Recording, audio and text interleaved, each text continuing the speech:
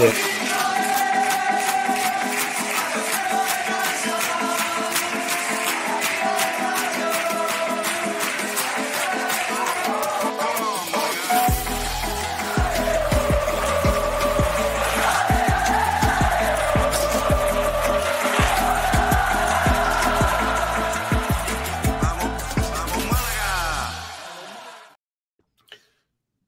Welcome to a new Kiricast on the Sport Podcast Social Network. Am I saying it right, Alex? Almost, the Sports Social Podcast Network.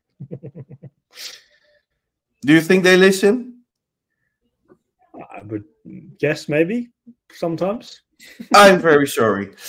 My name is Chris Marquez, and I'm today here with the one and only Mr. Real Madrid TV, but also Mr. Kiricast, Alex Ashmore. Alex, how are you? Good to be back. I don't think I've done a proper midweek pod in a few weeks, actually.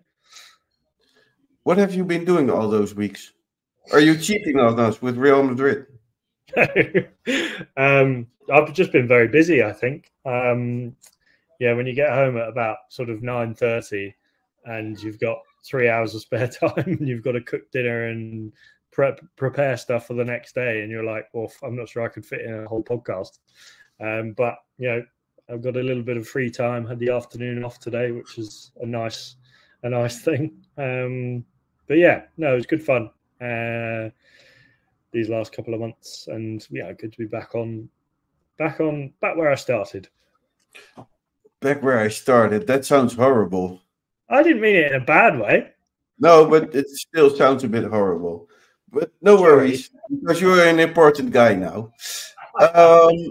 Really not.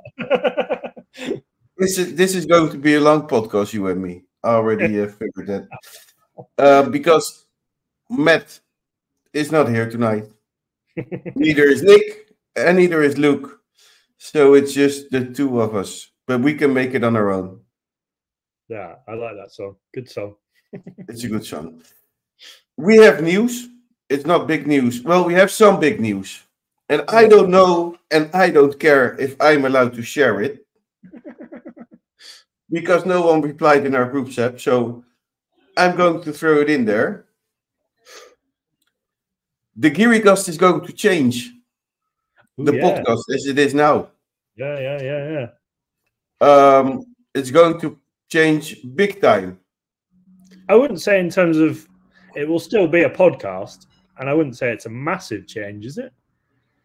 I think it's a change for the better. Change for the better. Well, should we tell people what it is before they get too built up with suspense? Yes, we're not going to do one podcast.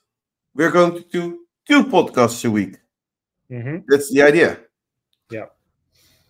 Instead of doing one big one, we are going to do 2 smaller ones, which will end up having the same amount, I think, in time as the single one. But that's better. So you can listen to us twice a week now. Yeah. So not this week, but from next week, I believe. Is it? Yeah, I think next week's the plan. So like one episode with like news and previewing the next game, and then a separate episode just for the last game. And yeah, I think it allows us to maybe go into a bit more depth on recent results or not. And also we can do, because then we don't have to cover the news from a week before, because we usually record on a Wednesday or a Tuesday, and then we can bring you the news on the Thursday or Friday. I don't know when the other one, we don't have figured that out yet, but we're going to do 2 podcasts instead of 1. Yes, 2 instead of 1, and yes. Well, we'll have all the same content, just nothing changes.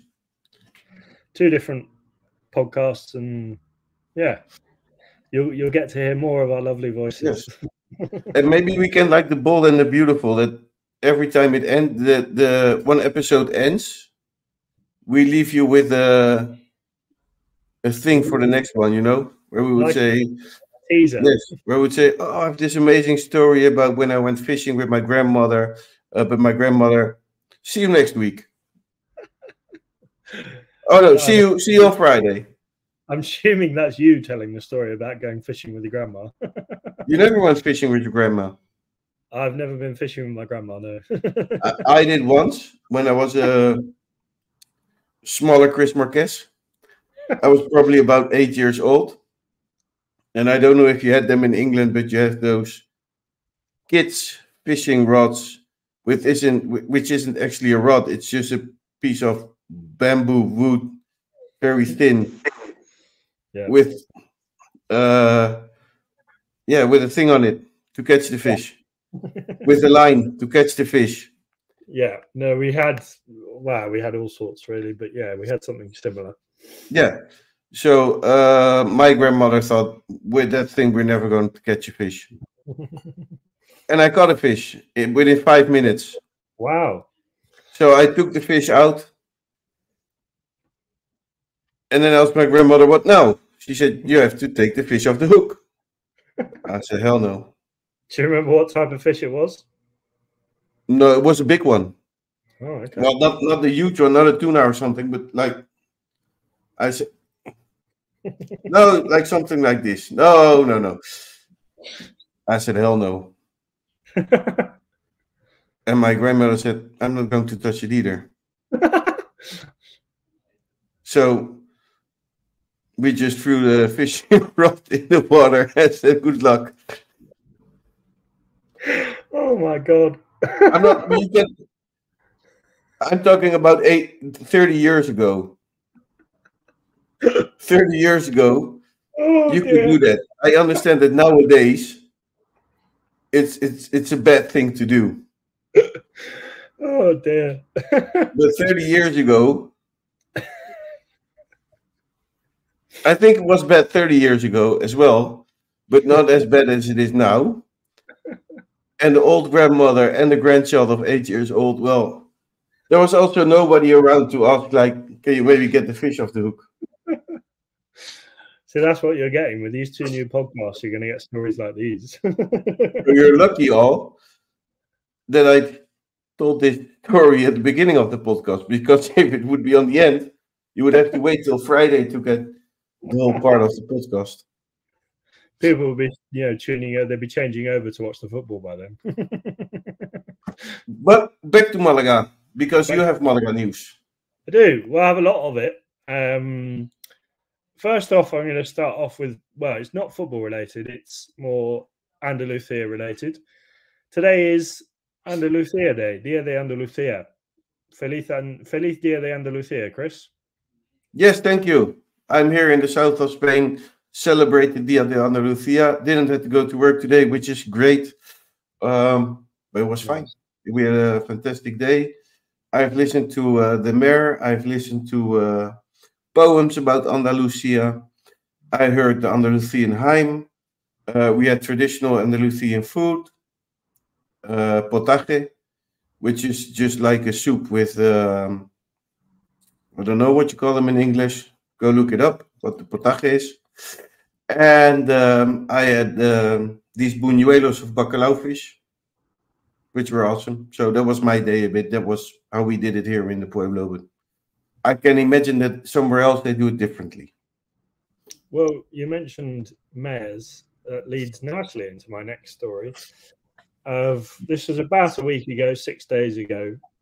De la Torre Malaga mayor made some comments on a potential, there's no grounds or, nothing being set up at the moment, but someone asked him about another team in Malaga. What would he think of a second football team in Malaga?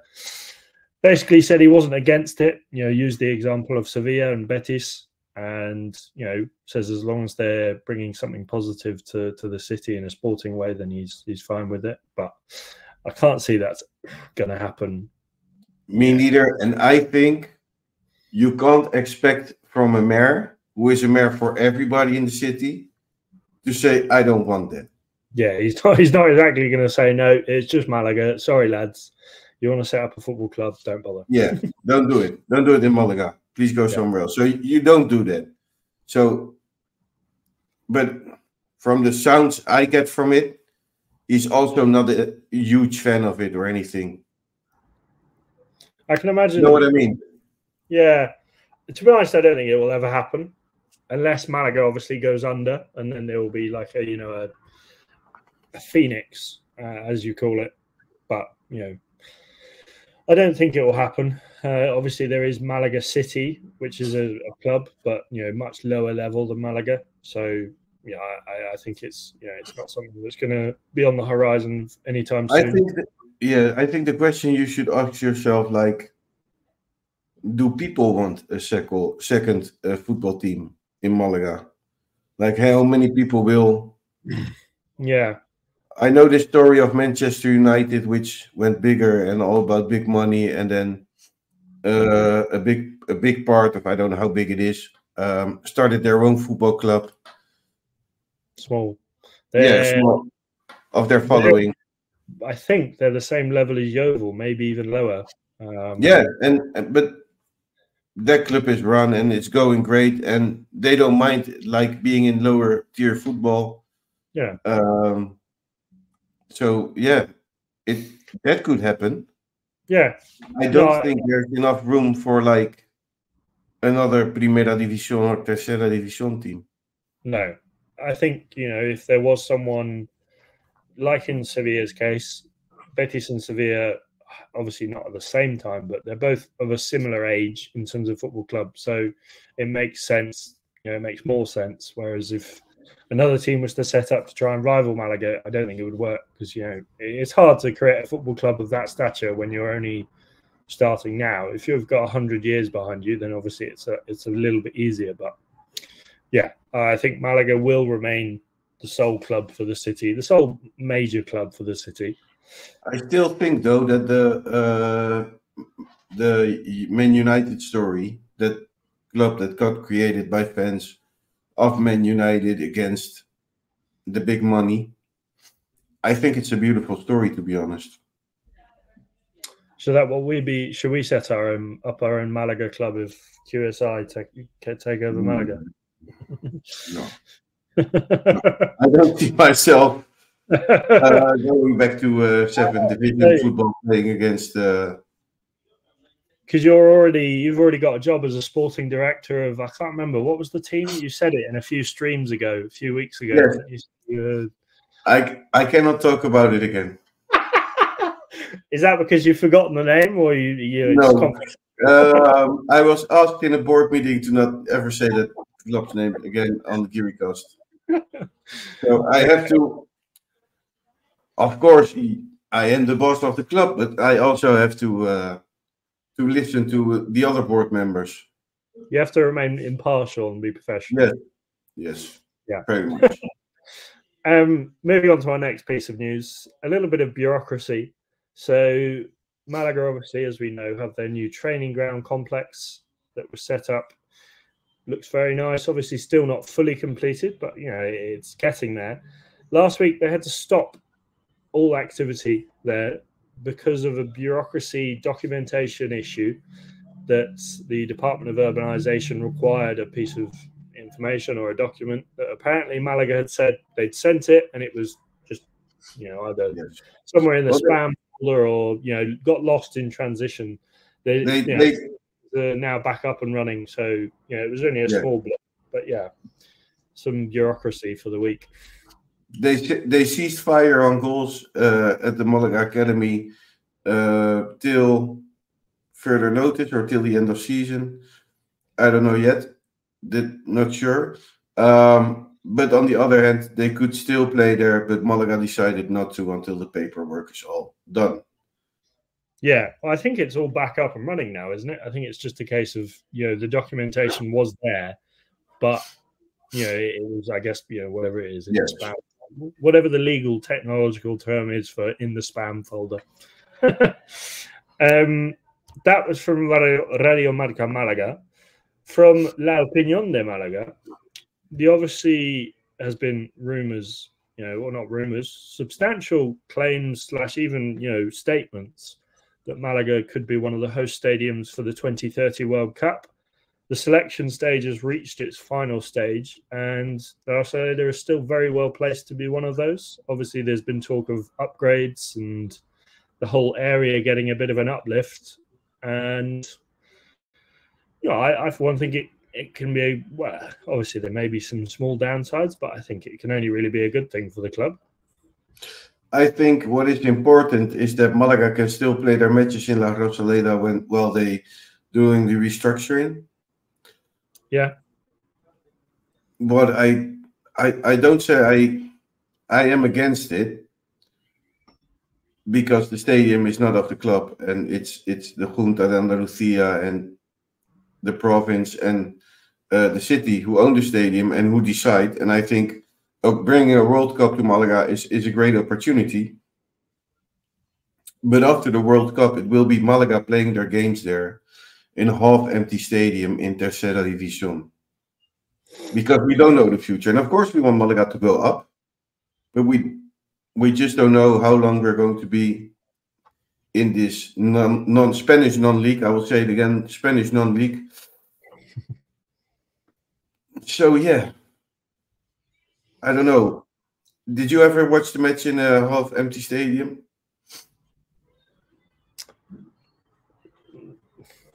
Off the top of my head, well, yes, I have. I used to, I watch the Oval all the time, and that's more than an half-empty ground.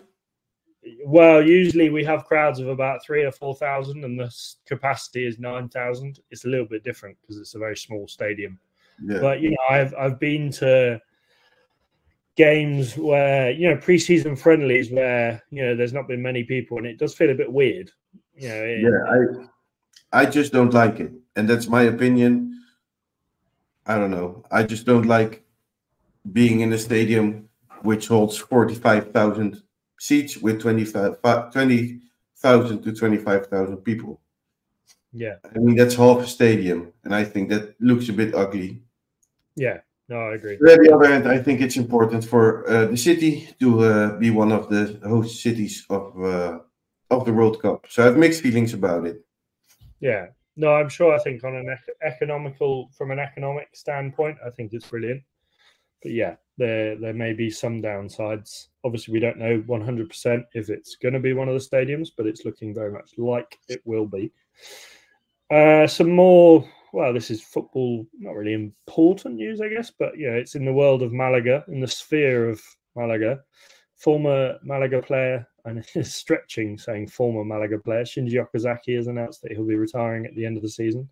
Obviously played 3 weeks at Malaga. Well, played is probably even a stretch as well. What did he play? Half of a pre-season friendly, I think. Yeah, something like that.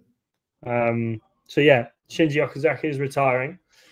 Moving on to more related to the club stuff. Malaga have announced a new promotion, which means everyone who goes to the stadium store will receive a scratch card, in air quotes, with guaranteed prizes such as tickets for Malaga Ibiza, discounts, t-shirts, etc. So their sale started on Monday until stocks last. So I think it's always nice to see when the club does stuff like that. I think it's good. I think everything the club sells is important. Yeah, good to get some footfall around the stadium, and because you're now reaching that point, don't you, where you wait for now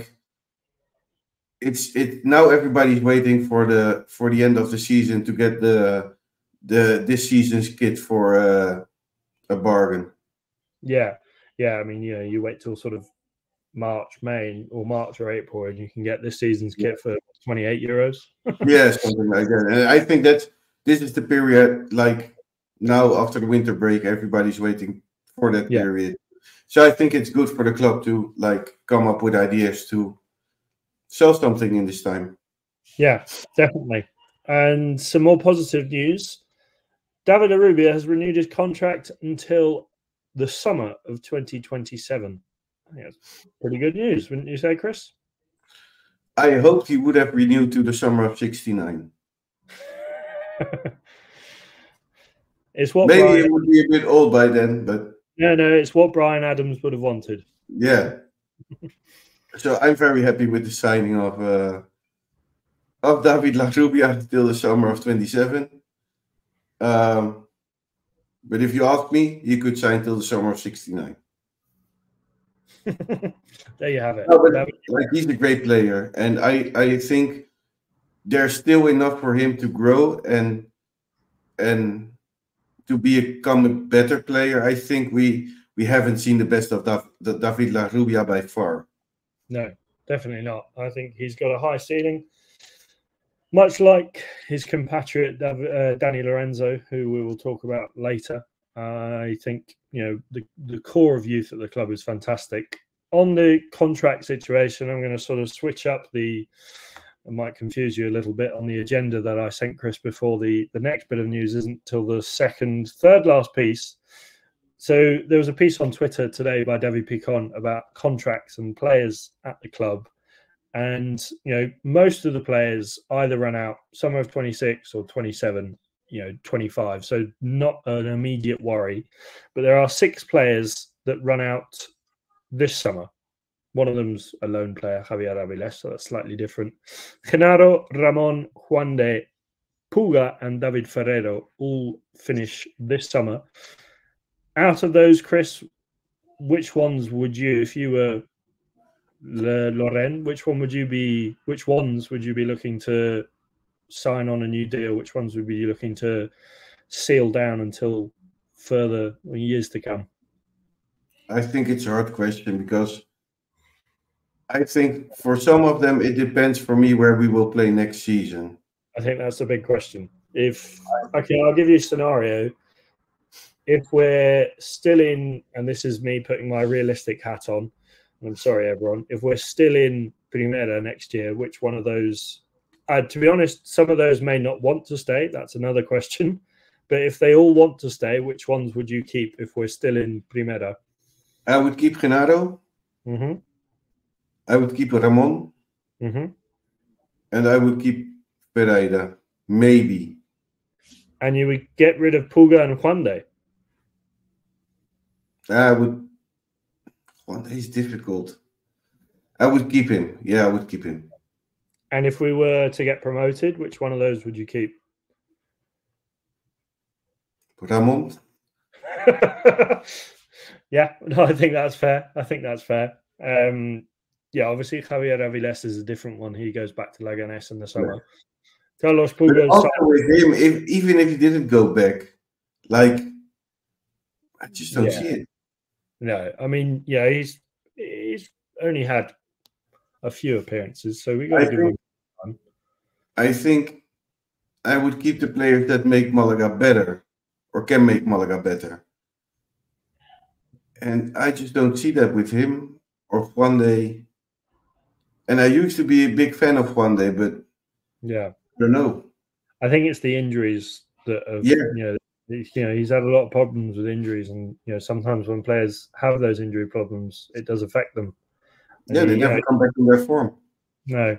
So I'm excited to see what we can expect with Ramon when the day he comes back. Yes, well, I'm hopeful. We're talking about it in our WhatsApp group today. This is another piece of news. Sangali and Juanpe trained with the team today, which is good news, but Roberto still wasn't at training. This was according to David Picon.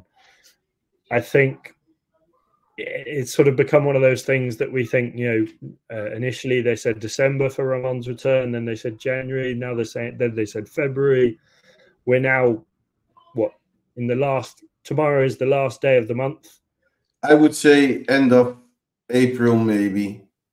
Do you think we'll see him before the end of the season? Yes. Okay. Maybe for a late promotion push, we can expect Ramon back in that midfield. But then again, obviously, he's got to, he's got to not only regain match fitness, but then, it takes a while you can't just put someone in for 90 minutes. You have to give them minutes here and there and slowly regenerate back into the squad.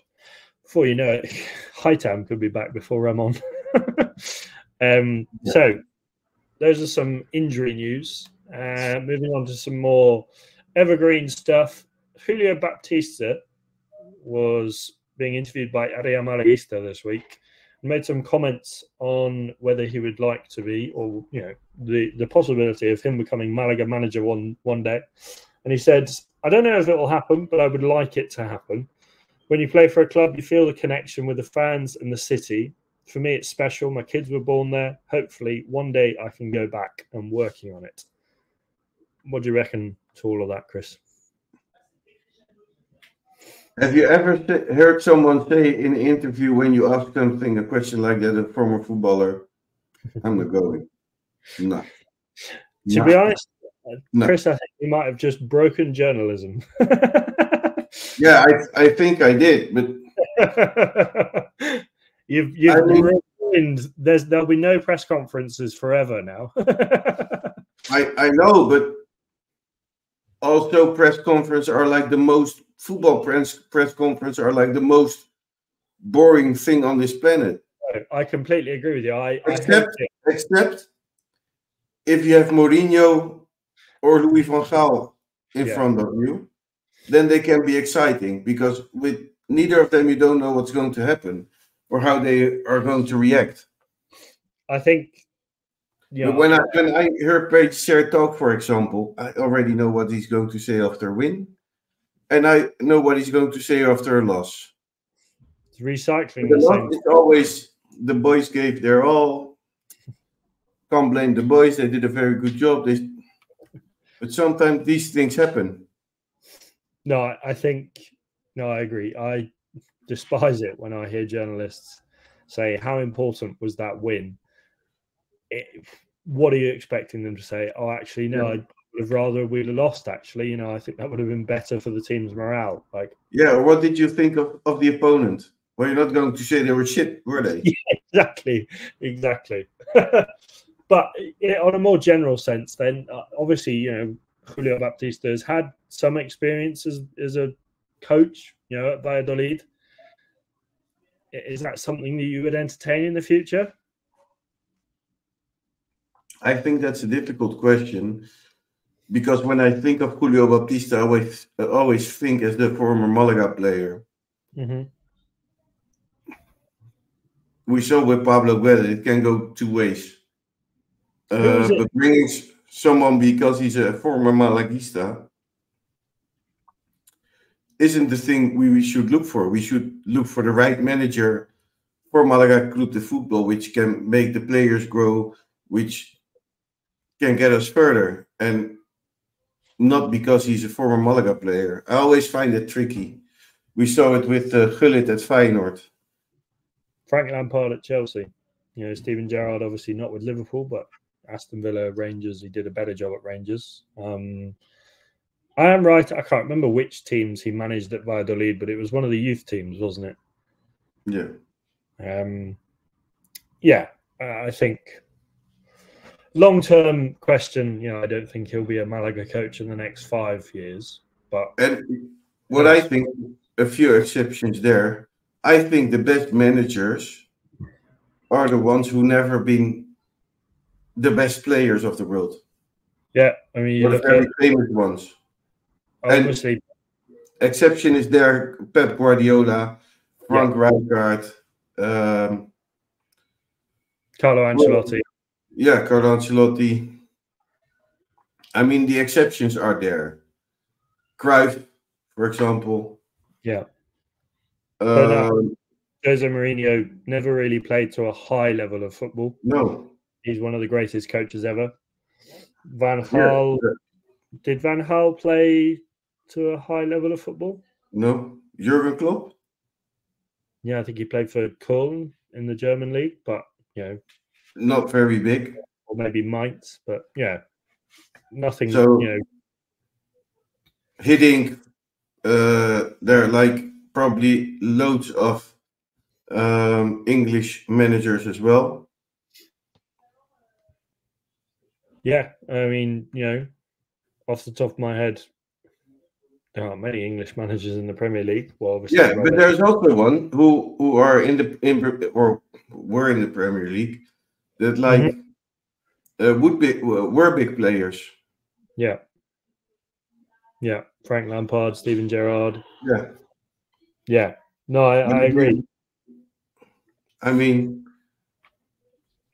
if Wayne Rooney became a manager, well, he did. He did an okay job at Derby. an even less of an okay job at DC United, and then an even worse job at Birmingham. So yeah, there you have it, really. And now I think he's being touted to become a pundit for the BBC. So yeah, yeah, I know. I fully agree. I think managers should be appointed on their managerial appointments, or sorry, managerial achievements, rather than what they've done as a player. I also think that the worst job a former player can get is being on a TV show. Some of them have done quite well, I think. If you look at Gary Lineker, for example, yeah, he's doing a fantastic job. Thierry Henry, if you see him, the man is perfect on TV. Tells a joke, makes you laugh. But for former footballers to have an opinion on footballers nowadays or something, I don't know. Sometimes it's just. I see it in Holland all the time. I ask myself, like, Wesley Sneijder does that, and I think you were an okay footballer, but you were not like. I mean, you know what I mean? Yeah, no, I fully get what you mean. I think I was watching French TV the other day, and Sami Nasri was on there. Didn't exactly inspire me. But yes, moving on before we head too far down this rabbit hole. San Luqueño have announced their allocation for Malaga's trip there. They've given us 200 tickets. The process will be similar to that of Antequera, which, Chris, you got a ticket for. Antequera was 500. Yeah, was it 600? I thought, wasn't it? Yeah, 500 or 600. So and now 200. 200 tickets for San Luqueño, so even harder to get a ticket. Yeah, Is your question if I'm going to try? Yeah, you're going to try. No. It's going to be impossible, I think. That's 4 buses. That's and I think I did go to away matches this season. So if you ask me, like, if I could get a ticket, I would go. I wouldn't say no. But at the other end, I think the people who went to a lot of away matches this season, I think they should be privileged. The people who went far away. Antequera, and what was the other away day you did? Granada. Granada, yeah. So yeah, for those who aren't aware, San Luqueño is sort of just the other side of Cadiz, isn't it? So yeah, far away. Righty, well, we're sort of coming to the end of the news section. I'm just scanning through. There's a lot of sort of news, I call it, but it's sort of a lot of it fluff, really. The last piece is a topical one. Malaga obviously play Ibiza this weekend, and more than 6,000 tickets have been sold. So we could expect another full crowd of 25,352. Insane, isn't it? Yeah.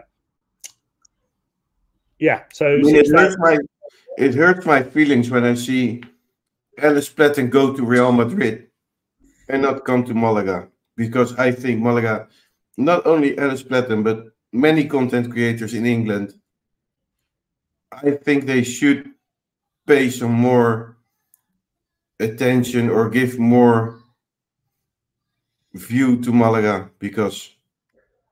or any other Spanish team. Because what Malaga is doing this season with their fans is insane. I know. I think I agree. Obviously, coming from a slightly biased point of view, I agree. I think, for example, Copa 90, they've done a documentary on Osasuna. I love seeing stuff about clubs that otherwise I would probably never really know too much about Osasuna. But, really interesting to see the insight of clubs other than Real Madrid and Barcelona and Atletico Madrid and the big three, if you want to call it. One last piece of unofficial news, if you can call it that. Maybe we can make it official. Chris, for the Alcoyano game back in November, that was the first GiriCast meetup of the year. Can we officially say that the game against Ceuta is the second of the year? When are we playing against Ceuta? It's the 7th of April. I think Luke and Nick are going to be there. I'm going to be there. My dad's going to be there. Your dad? My dad is coming out. Yeah, I think everyone is. Well, not everyone, but I think all of the Geary cast will be there. Shall we earmark as that? I should start behaving then if your father is coming. Should we earmark that as the unofficial second Geary cast meetup or the official Geary cast second meetup of the year? I don't want to be the next Luke Chambers, do I? With your father? No, I think his targets are solely set on Luke Chambers. Yeah, you're not from Doncaster, so I think you're all right. So yeah, Ceuta game. Should we call it the second meetup of the season? We can call it the second meetup of the season. Nice one. And now that we have talked about your dad, if you don't follow him yet on Twitter, follow Richard Ashmore. It's quite entertaining. Yes. Yeah. So we're going to make a star of him. Yeah. Are you ready to look back at a 3-0 win? I am. Let's go for it. Or 0-3 win. Sorry, 0-3 win. There we go.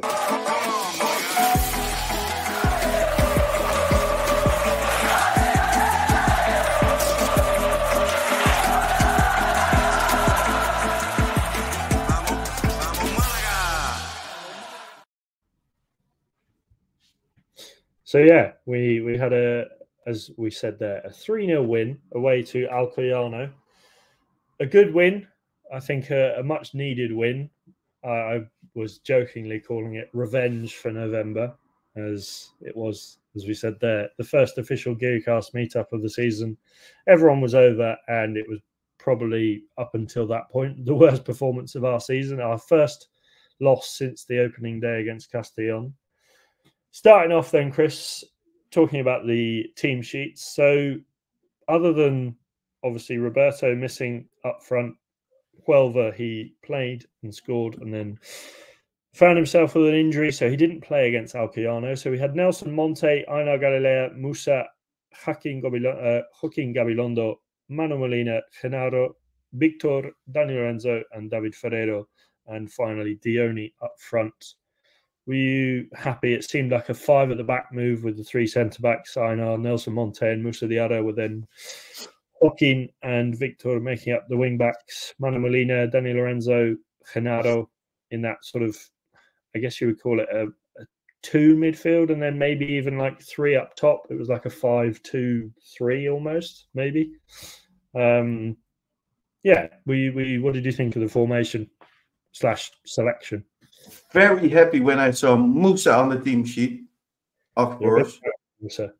We received the team sheet a bit different this week because normally we get a beautiful official team sheet from the club. And this week we got a picture of it. Did you see it? Yes, I think I remember seeing it, yeah. It was somebody of the club with a picture of the team sheet. So it was a bit difficult to read. But when I saw Musa, I was happy. I can imagine it was the case. Someone's gone, oh, have you sent the team sheet out to the media? Oh, bugger. No, I haven't. Let me quick take a picture of it. Yeah. Yeah. So 5 at the back, wing backs, midfielders of Genaro, Manu Molina, and then I guess what you could call a front 3 of Dani Lorenzo, Dioni, and David Ferrero. I think no real surprises in there. No. Not really, actually. No. I think it was good. I think after the critics I gave last week, you probably didn't listen to last week's pod, but you were there, I guess, when we were doubting about that, when we had our doubts about Pellicer. Mm-hmm. And everybody like, oh, I don't know, maybe he should go. Well, after 2 weeks ago, our last home win, everybody was euphorical again. And I said, you can't say that he has to leave 1 week and then the next week when they win. So I'm going to be critical again with him. Are you going to die? Are you going to die on that hill? Yeah, because it helps. And if it helps, because we now won 2 in a row. But this time, I have to admit that he did it was a good lineup. But you never know what's happening next week. And that's the problem. I think my big thing, and I do partly agree with your opinion on Peter. I think for me, it comes with, obviously we can judge him on his selection week in, week out. But, obviously, I don't want to use the word easy, but it's easier to get wins against teams like Alcoyano and, Melilla. But obviously that didn't happen. But then when you look at results like Huelva, a team in and around us, if he'd have lost that, I think it would have been less of a surprise. I really didn't expect us to beat Huelva 2-0. And I think if obviously you can call it a one-off, but I think it was a good performance. My boss was there and he was saying, No, your boss was not there. He was down in the Costa del Sol for the Copa del Rey last. Alex, we mentioned your boss last week without mentioning him. Oh, did you? He did a really great job. Like, somebody seems to have a really worked in football, but we can't say, like, there was somebody there and he. And Alex come on and says, my boss was there. But he was there for another reason. And he said, well. I know I'm talking about my boss from the pub I used to work at. Oh, yeah. Yeah. No, and I think Ibiza will be the key. I think with Faith there, and then again, like you said, you can't keep switching, and you can't win against all the top teams. But if we get outplayed against Ibiza, then I think it's fair enough to be critical against Sergio Pellicer. I think he did a really good job against Huelva. Obviously, he can't take all of the credit, but I think it's the games against the teams in and around us is where he should be judged. And, he seems to be doing okay. We've won 4 of the last 5. And, it couldn't have got off to a better start, really. Genaro, of all people, opening the scoring. I don't think even he expected that, to be honest. Well, let's not forget that Genaro is a midfielder that can score you goals. It's true. Because he showed us in the past. And he also is a player that can do that on important moments. He can decide matches for you. So, didn't see it coming. But if I expected it from someone on the pitch rather than a striker, it would be Genaro to open the match. Do you want to know an interesting stat about Genaro? No, but yes. So between him and Danny Lorenzo, they've scored 8 goals this season between them, 4 each. There is one thing that stands out, though. Neither of them have scored at La Rosaleda. All 8 of those goals have come away from home. So it doesn't really mean anything, but an interesting fact. No, but I think it's also important. It doesn't say anything. But if you score and you can score away for a midfielder, I think that's important. Yeah. I think it's important when I understand that your center backs won't score as much goals as I understand it, but I think it's important that everybody gets a goal in the season or a few. Yeah. That means that if you can get your whole squad to score like a goal, it's 20 people scoring a goal basically with shots and everything. So yeah, no, I think if you can get maybe in games at home, your strikers are more likely to be on form because the conditions are favourable. In maybe a game against Alcoyano, and obviously we're expected to win, but it's difficult. Like Melilla, unfamiliar conditions. The pitch was a little bit better this week, although the grass was quite long. We did do a live stream, Chris. You were suffering with a cold, I believe, weren't you? When that was on. And I still am. I still am. Are you feeling better? Still think, I'm feeling a bit better, but I still think as the professional content creators we have become, because I once recorded a podcast from a swimming pool in my backyard in Holland. And you could hear the water, which was actually nice, but we have become more professional. I still think, while I have a cold, I shouldn't be on the podcast, but I didn't want to leave you on your own telling a story about what you were going to do. So that's why I'm here. I appreciate it. Yeah, I didn't see the live stream. I watched the game. We were at the beach. Very nice. Yes. Not a nice way to spend your ill days, I think, at the beach in the warmth. No, but when you have a kid, you have to go out as well. You cannot stay at home even when you're ill. You'd probably rather be curled up in bed. The parenting continues, but I went to bed very early. So we went 1-0 up with Genaro, but then almost instantly Alcoyano got a goal back. They didn't, sorry. They almost got a goal back through that open header in the box. I don't know if you remember it, Chris, but I was thinking, God, this is... the bar. Yes. I don't think Genaro was getting there. No. You know, I think that's the... Obviously, slow starts has been a thing for Malaga, but then also I think defensively, we sometimes are caught lacking. I don't know whether it's we go one up and we switch off a little bit, or there's been times where the comments on the live stream have said it as well. We don't really go in for the kill. And obviously, this is early on, but it was almost instantaneous. We become pudding.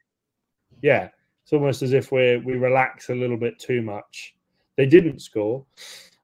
And, well, not long after that, Dani Lorenzo went on a lovely winding run on the left-hand side, cut inside and found the bottom corner with, well, a very nice goal. Very nice. I'm going to say something. I'm going to ask you something. Mm-hmm. If they would have scored that goal, I think it would be a very difficult match for Malaga to get back playing how they played, and because I think if Alcoyano would have scored that goal, our heads probably would go hanging, and we wouldn't get our confidence back. No, I agree. I think it almost as if, and this is a very double-edged sword to play with, conceding a chance like that and not conceding a goal was the sort of kick up the arse that we maybe needed. And if we had us conceded, I don't think it would have worked as a kick up the arse. I think, like you said, it would have, affected our morale in a negative way more than a positive way.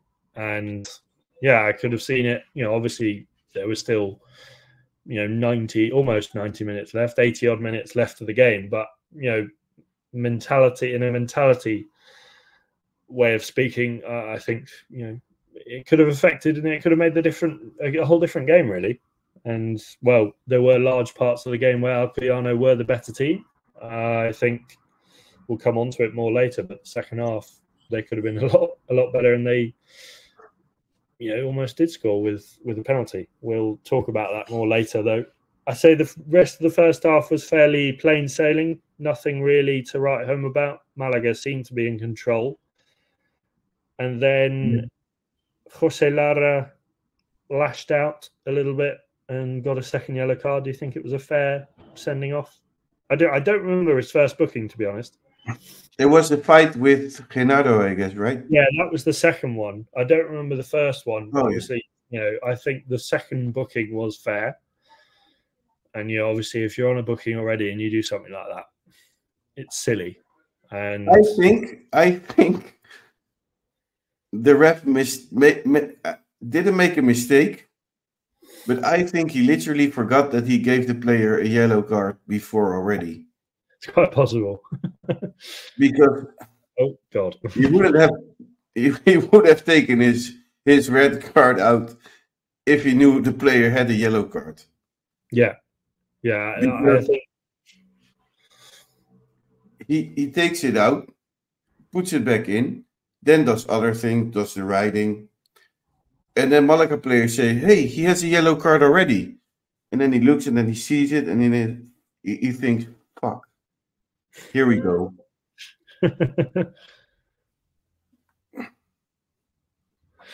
Yeah. No, I think, yeah, a silly thing to do on your when you're already on a yellow.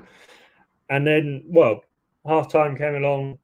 I think, we were the better team in the first half, but almost, I'll pose this question to you, Chris. I don't think them going down to 10 men showed, if that makes sense. I don't think it was obvious that they were one man less than us. And almost as if, like the goal, would you say it's fair to say that we switched off again in the second half? We did. We switched off a bit again, and I don't know why. It's a typical Malaga thing to do, and we always do. Yeah, and I should say Ethan Marino and Juande came on at half time for Nelson Monte and Fernando, who are both booked. But yeah, I think up until, say, minute 70, when the penalty happened, I'd say they were the better team, weren't they?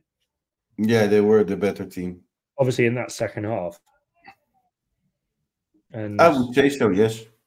I think, well, we'll come on to it now then. The penalty, it was I think it was a little bit soft maybe, but I think it was a penalty. A tug on the shirt from Ethan Marino. I think if it's a penalty, it's a penalty. So what do you mean by that? I mean, no, but like, that sounds very Johan Cruyff. If it's a penalty, it's a penalty. No, but even if it's soft, it is still a foul. Yeah. You know what I mean? And I think referees judge too much to not have to take important decisions or anything. You know what I mean? Yeah. No, I think it was. Football has become a game where a referee doesn't want to show a yellow card or a red card, or doesn't want to give a penalty to avoid, I don't know, to avoid mistakes or anything. You know what I mean? Yeah. No, I think it's almost, to use the analogy, it's similar to a referee not wanting to award a yellow or a red card in the first 5 minutes. Yeah. There's always that common phrase, or if it was in the 70th minute, he would have sent him off. Well, why is the rule just 70th? Or a second yellow card as well. That's the same thing. Exactly. So, yeah, I think it was a penalty. I think fair. An awful penalty. I don't think he could have leant back any further if he tried, really. Sent it into the stands. Yeah. A let-off, I think, fair to say. And a let-off that was a sort of kick up the arse again. And this, it feels, in a way, annoying to have to say this, that, we go a goal up, they almost score again, that's a kick up the arse. They get a penalty after, 25 minutes of good football. They miss it, another kick up the arse. There's too many times where we are in a comfortable position, or not a comfortable position, but, we are in a better position, and we are, maybe in the lead, and we just relax, switch off, we seem and we become our biggest enemies. Yeah. Do you think that's because of the youth of the squad? Obviously, there are some more experienced players in the team. I think that's difficult. I don't think you can blame youth for it, because if it would be youth, you would have to see it like at every youth team, at every youth level. You know what I mean? Yeah. I think it's, I wouldn't say arrogance, but also not laziness. But I think I don't know what to call it. I don't want to call it laziness, or we get too comfortable. Do you think it's a problem with the mentality, and therefore you could blame the manager Sergio Pellicer for that? I think so. Because our players get too comfortable. Do you think any player would be comfortable with Mourinho on the bench? No, it's true. Or Ancelotti? No, it's true. I think that's where maybe, and it comes into it, the changes that the manager makes. We talked about Ita Marino and Juande coming on for Genaro and Monte. That was more of a just like for like change because of the bookings. But up until the penalty, this is harsh to say. I don't think we needed to make a change, but Javier Aviles then coming on for Dione, could you call it a reactionary change? Or do you think it was just purely he was going to do it and it just so happened to be after the penalty? I think he was going to do it anyways. But would you have wanted to see maybe, I know it's early on and you don't want to make changes too soon, but would you have wanted to see a Juan Fernandez or a David Larrubia come on just to give a fresh pair of legs coming into that second half, maybe a bit of a boost? I think you can even say like you're winning. Mm-hmm. You were the better team in the first half. Why change one day with a yellow card for another centre back? No, obviously, I don't think you should sub off one day. He's only been on for 10 minutes. But yeah, no, I see your point. I think it's, I'm probably clutching at straws here, but it does beg the question, why do we keep switching off? I don't know. I think even a fresh pair of legs don't change much, do they? No, maybe not even that. Just I think maybe it is that just mentality-wise, teaching the players that you're 2-0 up, don't sit back, still keep a control on the game. A good team, I'm calling Castellón a good team here because they're the best team in the division by a long way. Sure. And Ibiza as well, obviously. I'd say not as good as Castellón, but still very good and better than us. But also, both of them are letting points behind on the way to the final of the season. They're struggling, but on their day, I think they're one of the best teams out of both the division. Do you think it's fair to say that there may be a team like Castellón or Ibiza maybe would have put 4 or 5 past Alcoyano? Do you think that's unfair on Alcoyano? Castellón, maybe, but Ibiza, no. Do you think Malaga should have done better than 3-0? I know 3-0 is still a very good scoreline, but... An honest answer, no. Because I also already think like 3-0 is... Like we weren't very superior. No, I think, maybe not the scoreline, but I think it's fair to say we definitely could have done better performance-wise for especially that. We always can. We always can. We are just, because when the season started, our expecting line was 0.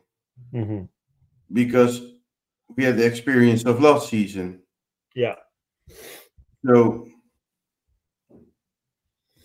and everything that's better than last season already looks a massive change to us. Yeah. But I think we're not that good. I think we are irregular. We don't play attractive football many times. We have lacked a lot this season. I've seen Malaga playing horrible football this season. Also, a lot of wins didn't give me that feeling of, you know what I mean? Wow. Yeah, like a sort of, wow, that was a really good win. Yeah. Yeah, that was a good win. I didn't have that this season. No, I think maybe what I'm trying to get at is, I think my point is, probably a better way to phrase the question is, if Malaga were playing like that and it was not Alcoyano and it was, say, Ibiza or Castellón like it is this weekend, I think you could say it's fair to say that maybe that a better team could have come back into that game. For sure, Ibiza won't let you get away with this. Yeah, with relaxing. You can't switch off for 25 minutes against a team like Ibiza or Castellón. Well, talking of all the negatives in a 3-0 win, it seems harsh, but then we did go on to make it 3-0. I think that was more of just a consolation, at the end. Consolation goal is the wrong word to use for a win, but just one at the end. I don't think, it wasn't like we were. I think after the penalty, we did, as I said, it was a kick up the arse. We made a few changes. Javier Avilés came on for Dioni. David Arubia came on for Dani Lorenzo, and Juan Hernandez came on for David Ferreiro. And David Ferreiro was the goal scorer of that third goal. Some strike, I think, as Luke called it on the stream, a thunder. I'll let you guys use your imagination on that one.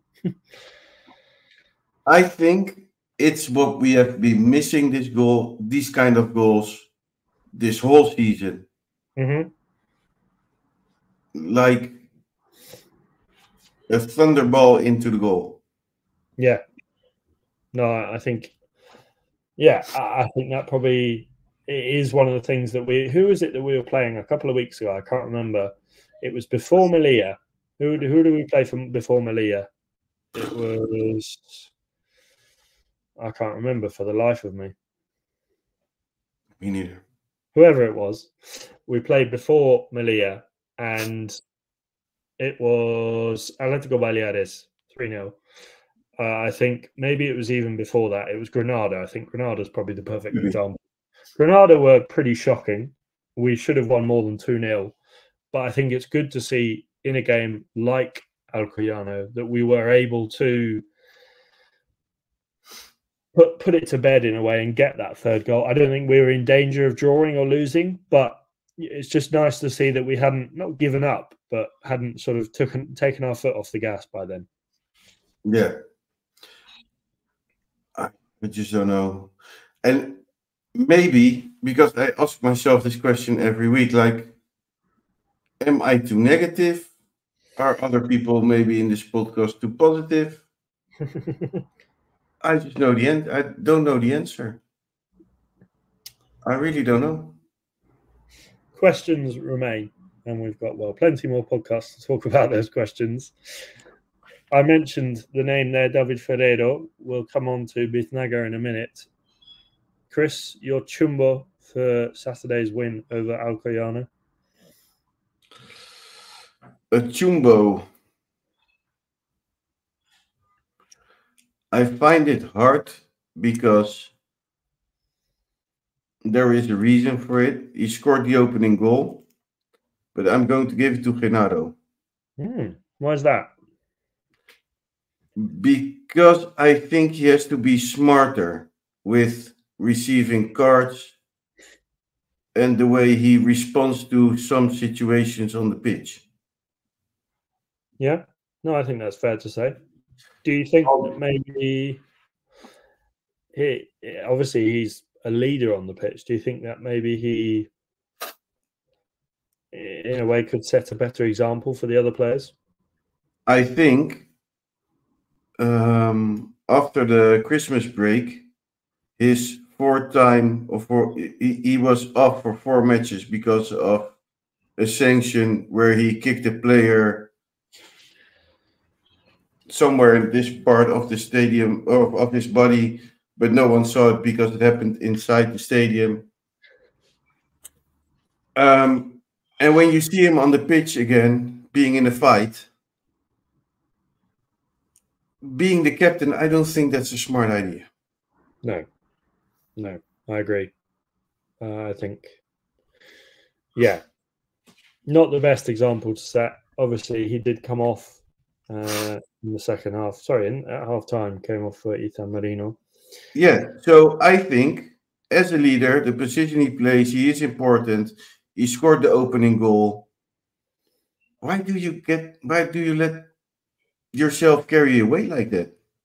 Yeah, no, I can see your point. You're not a 16-year-old footballer with hormones up till his forehead, and you know what I mean. Yeah, like my father's girlfriend, his son plays football. Yeah. Every week when I see him, I ask about, like, how did your son go? Because when I met him, he said, "Oh, you have a podcast about Malaga. You know about football." I don't know shit about football. I said, yeah, I understand football, yeah. He said, you should come with me sometime. I'm sorry, but I can't be arsed in the morning to go watch football with him. But he's a very lovely guy. So every time I ask him every week, I said, like, how was it? He said, yeah, they were winning. And then another red card. It's always the red cards. And always people get sent off. And I tell him, like, I understand. In some way, I understand it. Because they're teenagers, you know what I mean? They're 15, 16 years old. Yeah. They get angry very easy and their hormones are going through their body. So I can understand from them. Hanado is not 16. No, and he's a captain. And he already had this thing earlier this season where Malaga said it didn't happen, but the rest said it did happen. So he got sanctioned for 4 matches. How can you? I don't understand. Yeah, no, I think it is definitely, he should be setting a better example. I'm going to push myself for a Chumbo. It's hard. I think you can't really give it to anyone. I think Dioni was better. I think both the fullbacks were good. Isa Merino for giving that. Yeah, I mean, I generally don't like giving it to substitutes, but obviously he had a lot of time to play. I think if I was pushed to give it to anyone, I'd maybe give it to Joaquin Gabilondo, only because I don't think I saw a great deal from him going forward. I think defensively he was good, but going forward maybe just didn't see a lot from him. That's a very thin criticism to have, but yeah, I think other than that he played really well. Biznaga, who have you gone for?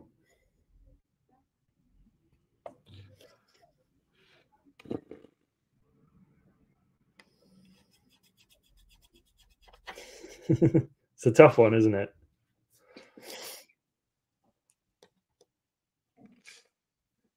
And somehow I want to give a motivational Biznaga to Dani Lorenzo. Because his goal was perfect. It was brilliant. And like, we know he can do this, so we expect him. This is exactly what we expect from Dani Lorenzo, but we don't get to see very often. Yeah.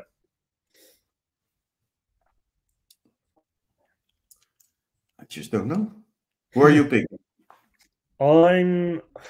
Again, this is a very difficult choice to make, but I think I'm going to go with Musa. I think he played... it's difficult. It's between him and David Ferreiro. But no, I'm going to go... I wanted to say David Ferreiro, but... You go David Ferreiro, I'll go Musa. I'll go Musa. You can go with David, I'll go Musa. Okay, you go Musa, I'll go with David Ferreiro. I think both. Musa is fantastic. Every time he plays, I'm like, why isn't this kid playing week in, week out?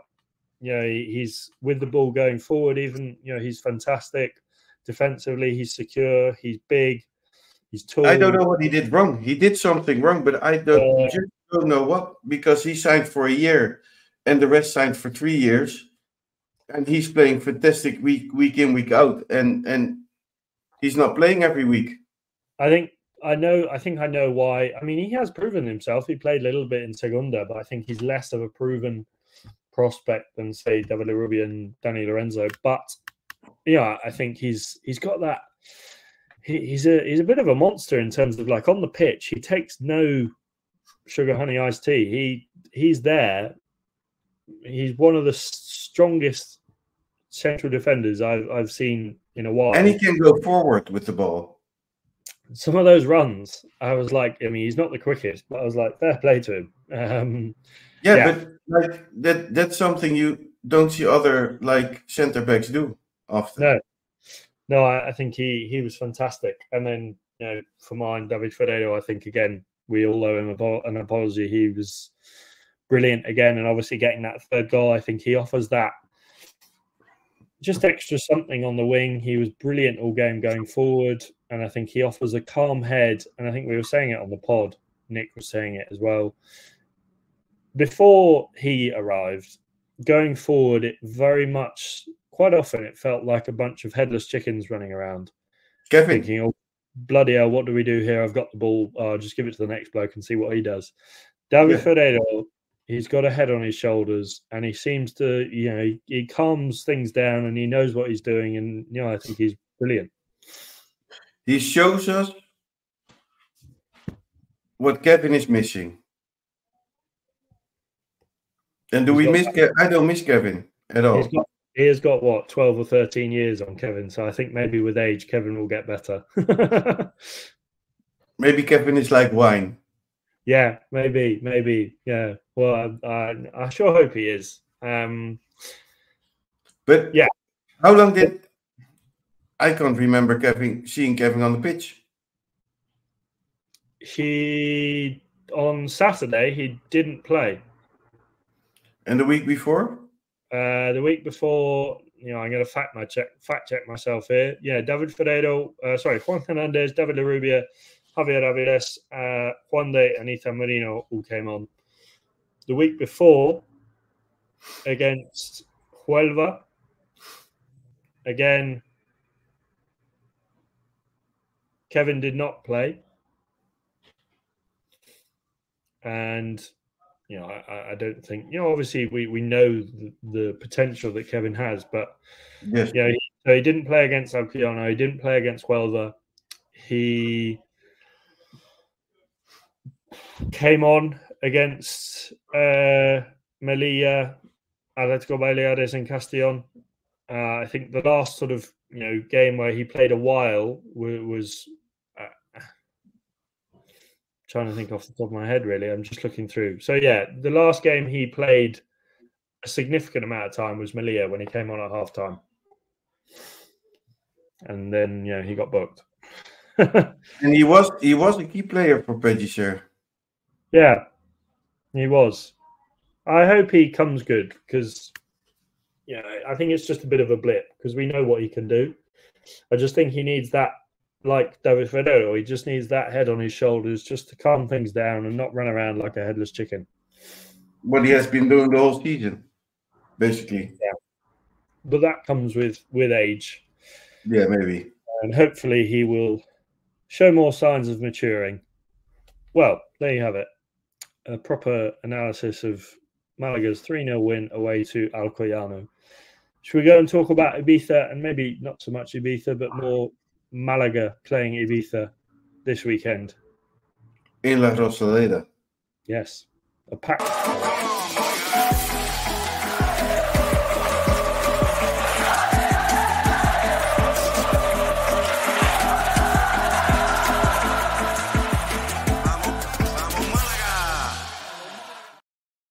You wanted to say something, Alex. A pack La Rosaleda. Pack La Rosaleda. So, I think generally we all know what Ibiza offer. We all know their abilities. They came down with us last season. They're second in the table. They're 2 points behind Castellón. They've only lost 2 games all season. They've got the best defense in the league. They've got the third best attack in the league behind Córdoba and Castellón. Malaga just behind in fourth with 39 goals. I think, the stats speak for themselves, really. As a team, they're doing very well. But we did talk about their recent potential dip in form. So they drew with Mérida 0-0 last time out. Lost to Linares 2-1. Drew 0-0 again with Sanluqueño on their third match back. Their last win coming on the 4th of February against Granada. And before that, they hadn't lost since Intercity on the 29th of October 2023. So, yeah, not a bad go at things for Ibiza, losing 2 games all season, but 3 games without a win, 2 draws and a loss. Do you think this is the best time to play Ibiza? And I know I hate these sort of questions, but no, I think it is. I think you're right. I think this is a good time to play them. I think it is a good time to play them. But I'm always scared when we play against Ibiza at home. And why? Because I have a very, very bad memory of playing against Ibiza at home because of 2 seasons ago. When we lost 5-0. Yes. I took an airplane to Spain to see Malaga play, and then they lost 5-0 to Ibiza. 5-0. I paid €170 for a ticket. I hope that was the plane ticket, not the Malaga ticket. Yeah, that was the plane ticket. I paid. Where did I stay? I don't even remember where I stayed. It was that bad of it. I probably stayed somewhere. Oh, wow. I probably slept somewhere. That's the analysis you get on the GoCast. Chris stayed somewhere when he came to Malaga. I don't remember. Yeah. I hope that's not the case this weekend. We don't lose. At least you're not paying €170 to get there this time. You're paying, what, €2 on the train. Yeah, a good time to play them, but then also potentially you could see that if you flip the coin over, a bad time to play them because they will be motivated to turn that bad run around. Which leads into my next question, and I can kind of combine the two. One, do you think this is the most important game of the season so far? And 2, do you think if we lose/draw even, and this may be already the case, that we can say goodbye to the title, but do you think a loss or a draw means that we can 100% say we aren't going up automatically?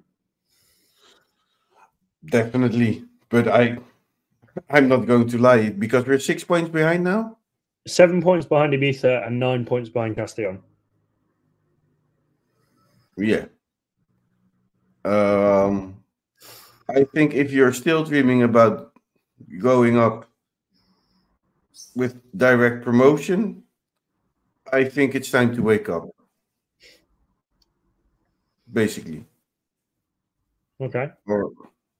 And if you are awake, I should go and see a doctor. Because 9 points behind, 9 and 7 points behind is really. I know Luke would say like si se puede, but you have to be honest. So do you think then that maybe doesn't make it our most important game of the season? Or do you think it still is? I'm going to ask it differently to you. Do you think we deserve to be first on the table? No.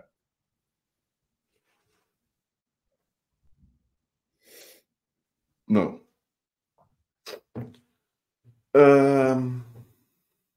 It's every game it's important because we're still playing for playoffs and we can still get above Cordoba, and maybe with a bit of luck we could end up above Ibiza if we win. So is it important? Yes, it's very important because you can get Ibiza at 4 points and that gives possibilities to end second on the table. That would be my answer. Okay. Yeah. So, well, to give the listeners and you guys a little bit of a picture of the playoff picture, if you don't have the table up in front of you at the moment, Castellón, everyone's played 25 games.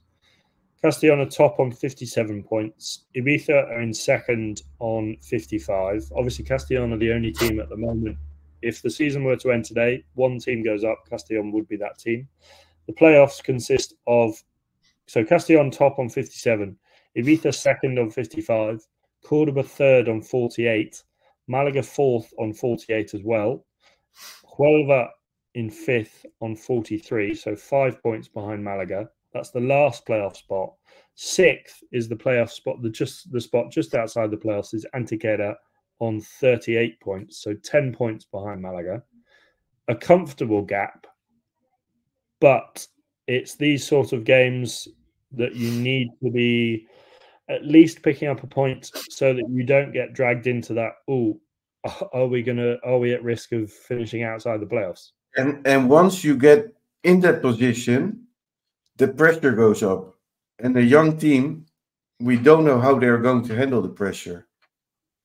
We know that an old team, we've learned that last season, is also not ideal. I'm not a very big fan of young teams or old teams. I'm a fan of a good mix of players. Yeah, yes. I think in that way, then maybe I can spin my question. This game has added importance, not necessarily for the top of the table, but to keep that gap between us and the chasing pack. Obviously, Huelva being an important 3 points, putting us another 3 above them. We're now 5 points above Huelva. And I would love to see us above Cordoba. Yes. At the moment, obviously, we've played Cordoba once or twice? Once. We drew 1-1 at home. At home. And they are ahead of us on, I think does it go to goal difference next after head to head, or is it goals for? Goal difference, I guess. Okay. So, yeah, their goal difference is better than Malaga's. They've scored 45 and conceded 21, whereas Malaga have scored 39 and conceded 19. So, we don't score a lot of goals. No. Although you say that, we have got the 4th best attack in the league behind Cordoba, Ibiza, Cordoba, and Castellon. But where's it based on? Goals scored. Goals scored. We've scored the 4th most goals in the league. But it's not much, is it? It's not a lot. 39, considering Atletico Madrid B, who are in 12th, have scored 37. Haaland in a good season scores 39. Yeah, maybe we should try and persuade him. Maybe Matt, next Parents' Day, Matt should have a word with Haaland. No.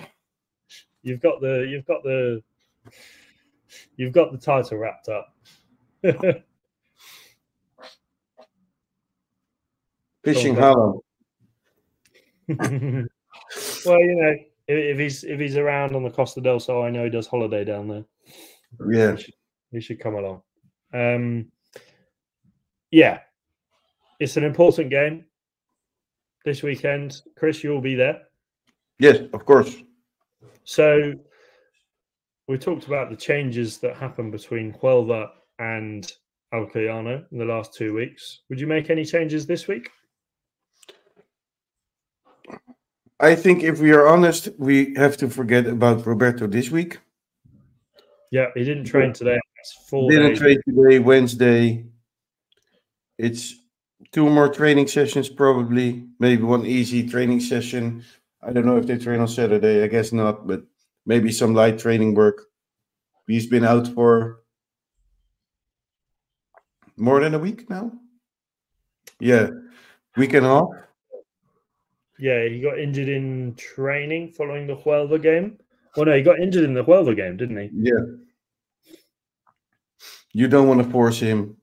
No. So I think we can forget about him. So yeah, it's going to be very interesting. Okay. I guess that's what I think. Because also I'm a bit afraid of Javi Jimenez and Escassi. Well, that leads nicely on to my final question. And, I don't think I'll ask for the rest of it because we've talked about that enough. Can you give me a prediction for this weekend? Malaga versus Ibiza. Sunday, 12 o'clock kickoff. Back to the midday kickoffs after last week was 6 o'clock.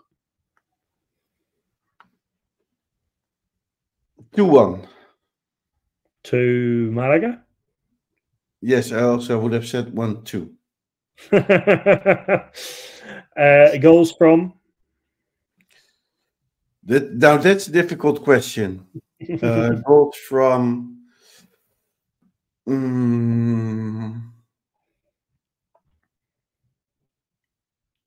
Dani Lorenzo and Dioni. Yeah, I'd take that. There you have it. 2-1. Chris's prediction. I'm going to have a stab at 1-1 again, like last time. You know how many percentage of direct promotion they have? How many percent? The probability of them going up automatically. Yeah. No, what is it? I imagine it's quite high. 35%. I was going to guess around 35, 40%. And Malaga's is. Let me take a look. I'm going to guess 12%. I'm assuming, obviously, Castellón is the favourite. Or they are the favourites. This is the sort of analysis, once again, that you get on Google. Okay. We have these stats in our head. Chris is just, making sure he's right. Malaga gets a third option. Oh, we're third most likely. Yeah. Ahead of Cordoba. Playoff Ascenso. I think the playoffs are fairly nailed on at the moment. Playoff Ascenso is 97% for Malaga. Yeah, I think that's fair. And what about direct? 1%. And then it says Permanencia. Ooh, I'm going to guess 99%. 2%. Oh, as in like Permanencia in my head means chances of us staying. I think they mean relegation 2%. 2%. God, that's high. Yeah. No, you never know. Well, that just about wraps things up. That was a player to watch this week. I'll give you a player to watch. You give me a player to watch. Yeah, that's Einar Galilea, according to B-Soccer. Einar Galilea. Oh, I don't know anything about him. I'll have to keep an eye out for him. So, yes, Ibiza this weekend, Sunday at 12 o'clock Spanish time, 11 o'clock if you're in the UK. We will be doing a live stream. Nick is out in Spain. He will be in attendance. Matt and Chris will also be in attendance. So it'll just be Luke and I on the live stream. And someone has to make a video again. A video as in a match day vlog. Of course. I'm the new... Chris is the new vlogger. I'm the new vlogger. Well, I'm also going to use this opportunity to say that Chris is a budding interviewee for a certain documentary that's coming out in the coming months. Yes, I'm very excited about it. we can't say much about it yet. We can say a little bit. Go follow the Instagram Glory to Grit. You will see it. If you look on, it'll be in amongst my accounts that I follow on my Instagram. But yes, a few of my colleagues at Real Madrid Graduate School are making a documentary on Malaga Football Club. That's all I'm going to say for now. But go and check out their Instagram. Keep your eyes peeled. And you will hear some familiar voices on that documentary, one of them being Mr. Chris Marquez. So go and check out their Instagram. They already, and I love this because they already went somewhere on that Instagram page, didn't they? We're not going to say where because you have to follow them. Yeah, you have to find out. But a very interesting peña in another part of Spain. Yes, we can say. Very good footage, very professional. And I'm really looking forward to it. I already had contact with them. Mm-hmm. You're going to be in it as well, Alex. I am, yes. I've heard the names of people who are going to join in this documentary, and it's going to be very nice. I don't want to give everything away, but we are going to be in it. Can you give me the exact Instagram handle so I can plug it? I can. I know it's Glory to Grit, but I can't remember whether it's a dash or an underscore or it's a... It's Glory _to_grit. And they even have a badge. They even have a badge, and they have a few videos up on Instagram already. Go and give them a follow. If you can't get enough of the Geary Cast, you'll find more of us on that documentary. Yes, do check it out. And that just about wraps things up. This is the last GearyCast episode ever, as you know it. This is the last long format episode we will do. Moving forward, as we said, next week. So emotional. We will be splitting up into 2 episodes. Still the same content, just maybe a little bit more in depth. So that's been us. Chris, thank you for coming on the show. Yes, you were going to do a rap at the end of the show. Right? Yes, I was, but see, I don't want to take away from Matt's. Yeah. And this is what will happen, because now Alex is going to do it next episode at the start. Yeah, maybe me and Matt will do a duet. So yeah, I say, vamos Malaga, Alex. Vamos Malaga, and we'll see you next week. You've been listening to the GearyCast on the Sports Social Podcast Network. And on Sports Hubba Podcast Network. And on Sport Direct Radio. We'll see you all next week. I forgot to say that at the beginning.